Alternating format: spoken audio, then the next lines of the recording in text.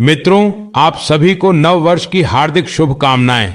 2025 इतना आत्मनिर्भर और शानदार रहा कि 2026 में जाने का मन ही नहीं कर रहा है जी। बिल्कुल सही कहा आपने मोदी जी। हमारे लिए तो 2025 बहुत ही लकी रहा। अंतरात्मा की आवाज सुनी गई, हम फिर से बिहार के मुख्यमंत्री बन गए, हमारा सारा सपना पूरा हो गया। आप भी कुछ बताइए लालू जी, 2025 का अनुभव कैसा रहा, या फिर पूरा साल भैंसिया की दूध निकालने में ही बिता दिए?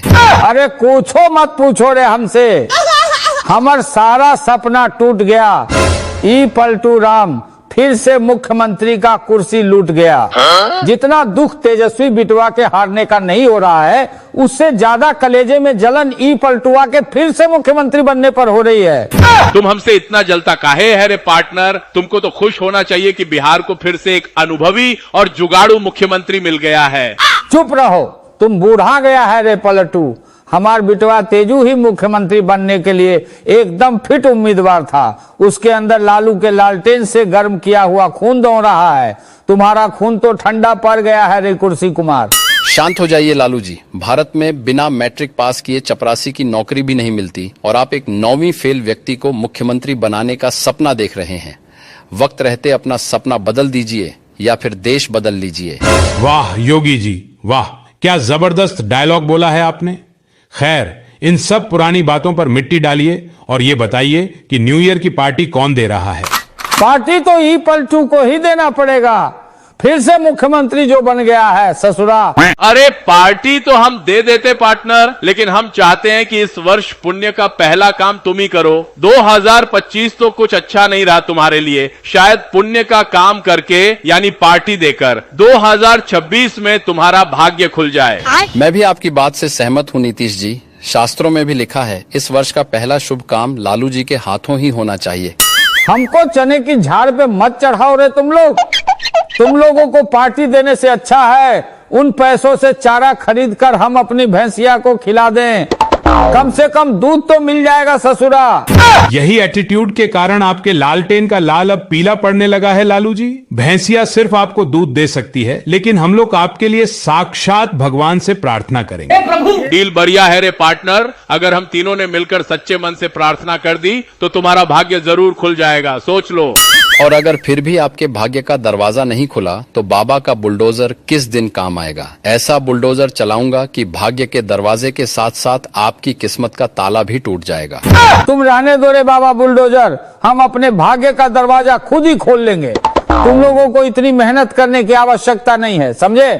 मान जाइए लालू जी, इसमें आप ही का फायदा है। 140 करोड़ देशवासी देख रहे हैं। धत्त बुड़बक, पार्टी तो दूर की बात है, हम 1 रुपया भी खर्चा नहीं करूंगा तुम लोगों के ऊपर, और इस पलटुआ पर तो एक ढेला भी नहीं। कोई बात नहीं रे पार्टनर, एक समय ऐसा भी आएगा जब तुम खुद पार्टी देने के लिए गिड़गिड़ाओगे, लेकिन हम लोग मना कर देंगे। तब तुमको पता चलेगा कि नीतीश कुमार को मना करके तुमने कितनी बड़ी गलती की थी। आप दुखी मत होइए नीतीश जी, पार्टी तो आज होकर ही रहेगी और लालू जी के जेब से ही होगी। ये बाबा बुलडोजर का वादा है।